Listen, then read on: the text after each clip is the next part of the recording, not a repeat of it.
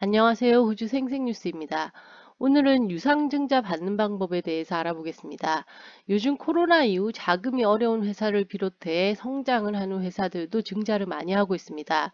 증자란 말 그대로 자본을 늘린다는 건데 무상증자와 유상증자가 있습니다. 무상증자라면 회사에서 공짜로 주식을 나눠주는 것으로 대부분이 호재인데 유상증자는 증자를 하는 목적에 따라 호재가 될 수도 있고 악재가 될 수도 있습니다. 대부분의 유상증자는 주가에 좋지 않은 영향을 미치는데 유상증자를 함으로써 늘어나는 주식수가 자본을 희석하기 때문에 주가를 끌어내리는 역할을 하기 때문입니다. 그런데도 이런 증자가 성장주에는 매력적으로 보여지기도 하는데 대표적인 사례가 테슬라입니다. 매출이 시원치 않아도 앞으로의 성장에 베팅을 하며 신사업에 돈을 쏟아부어도 주가가 빠지지 않고 줄기차게 오르고 있는 주식입니다.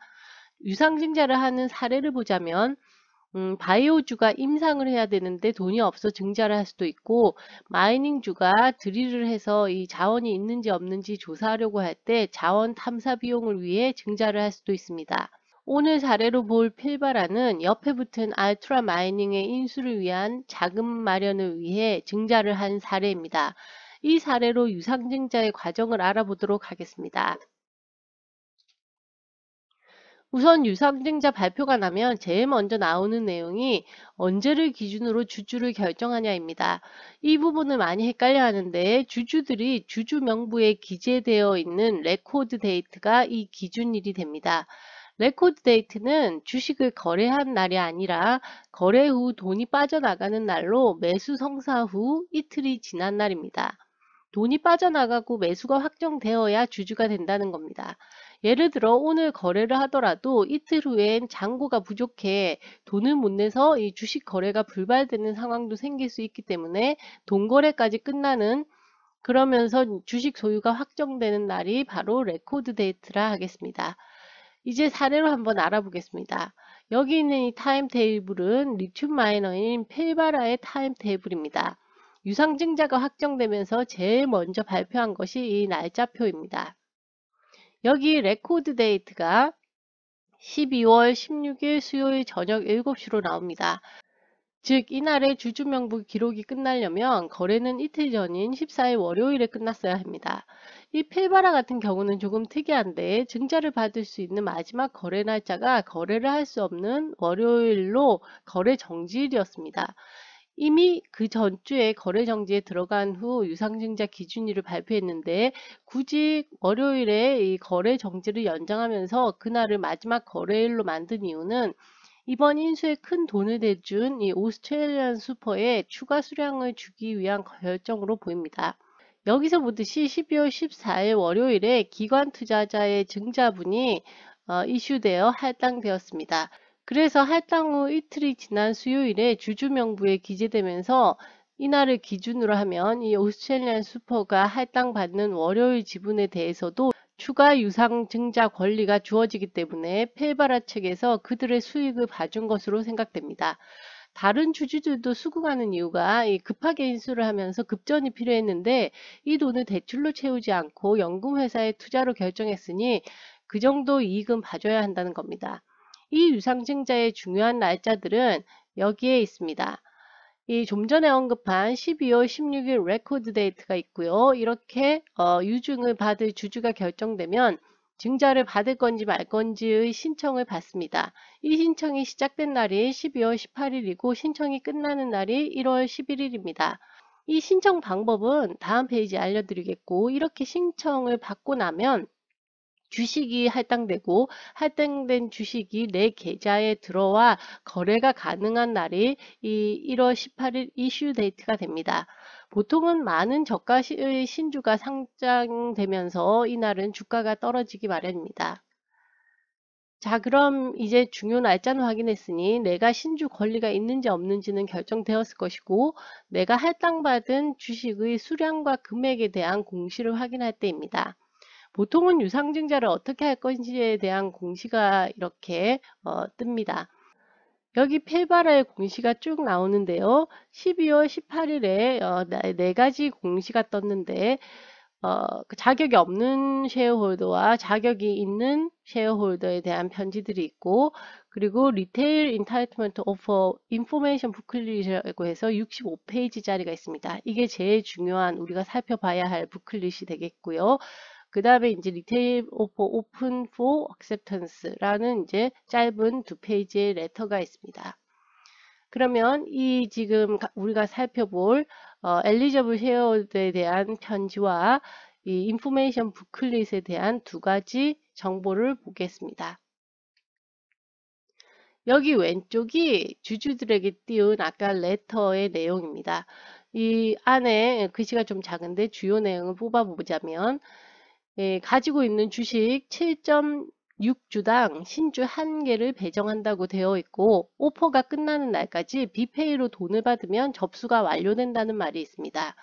이 신주를 받고 싶은 사람들은 리테일 오퍼 부클릿에 나오는 어떻게 신청하고 어떻게 돈을 내는지에 대한 인스트럭션을 따르라고 되어 있고요.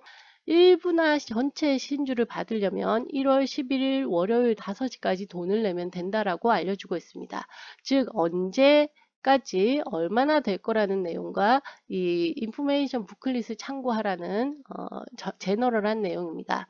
그럼 이제 이 인포메이션 부클릿이 제일 중요하게 되었습니다. 거기에 어떻게 신청하고 돈을 내는지에 대한 내용이 나옵니다. 요즘은 이렇게 온라인으로 이 부클릿을 공시하기도 하지만, 이전에는 보통 우편으로 자세한 책자가 도착하는 게 대부분이었는데요.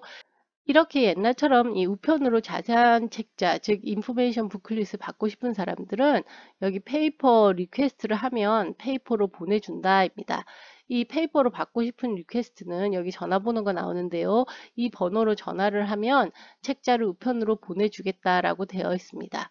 자, 그러면 이제 이 인포메이션 부클릿을 들어가 보겠습니다.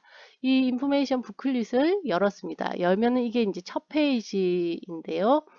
이렇게 이제 첫 페이지가 나오고 이 65페이지에 달하는 내용이 쭉 연결이 됩니다.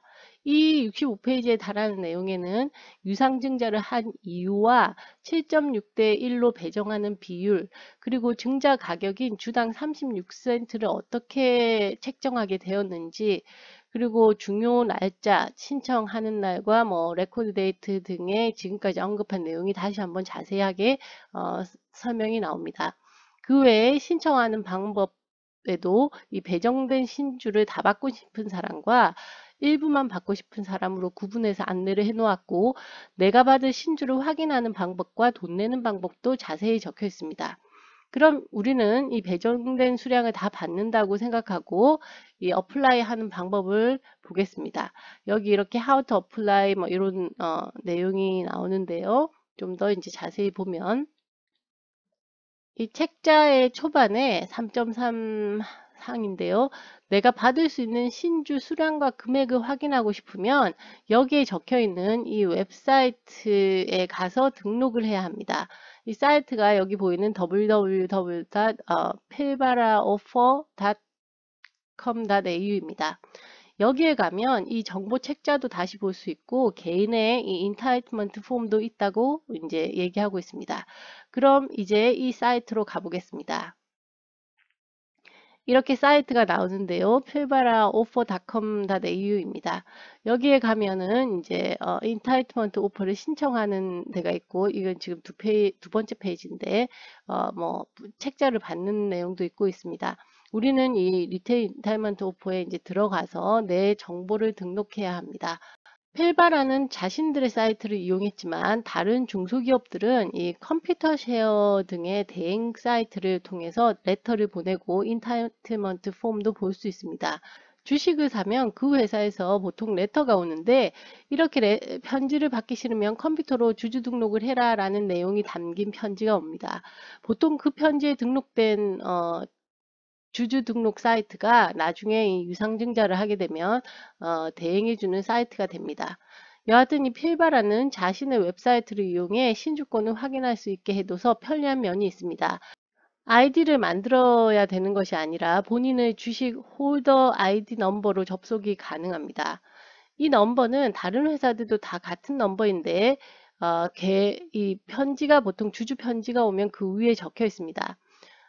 컴색을 예로 들어 보자면 나에게 이 CDI의 이 계좌 넘버가 있죠. 이 계좌 넘버가 이 홀더 아이디 넘버인 흰 넘버가 아니고 그 아래에 한 8자리로 보통 주식 갖고 있으면 그 중간에 숫자가 나옵니다. 그 숫자가 홀더 아이디 넘버인데요. 여기 이렇게 등록을 보통 컴퓨터로 할 때는 어, X로 시작해 10개짜리 숫자를 입력해야 됩니다. 그래서 이 가끔 내 컴퓨터 레터에 올 때도 이 X로 시작해 10개 숫자가 적혀 있는 것도 있고 아니면 그 흰 넘버가 8자리 숫자만 있는 경우도 있습니다. 가끔 이 8자리 숫자만 있다면 앞에 X00을 붙이면 됩니다. 그러면 이제 10자리 숫자와 X로 시작하는 숫자를 만들 수 있습니다. 그러면 굳이 레터가 없어도 이 컴색에 나의 흰 넘버를 찾아서 그 앞에 X00을 붙이면 되겠습니다.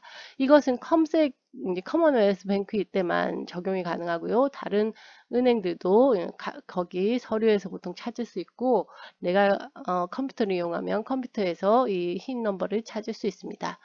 자, 이렇게 내 정보를 넣어서 등록을 끝내면 내가 받는 주식과 금액이 나옵니다. 이제 이 전 페이지에 금액과 몇 주를 받는지 이제 수량이 나오고 이제 그 등록을 마치면 고맙다고 하면서 이 인타이트먼트 오퍼는 1월 11일 5시에 끝난다라고 되어 있습니다. 그러니까 이때까지 돈이 입금이 되어야 합니다. 그래서 여기 나오는 금액을 아래에 이 비페이로 보내면 신청이 끝납니다. 옛날에는 이 서류를 편지로 받고 또 사인해서 보내고 돈을 송금하고 뭐 그런 식으로 아날로그식으로 좀 오래 걸렸지만 요즘은 다 온라인이고 이 비페이도 개인마다 레퍼런스 넘버가 다 달라서 이게 아이디 넘버가 됩니다. 자, 이렇게 송금을 끝내면 이제 1월 18일에 주식이 배정되면서 거래가 가능하게 됩니다. 필바라 주주님들은 현재 주가가 90센트를 넘었는데 36센트로 유상증자를 하니 안 받을 이유가 없어 보이는데요. 모두 성투하셔서 축하드리고 내년에도 복 많이 받으시기 바랍니다. 2020년 특별한 한 해, 기억에 남을 한 해 동안 정말 수고 많으셨습니다. 감사합니다.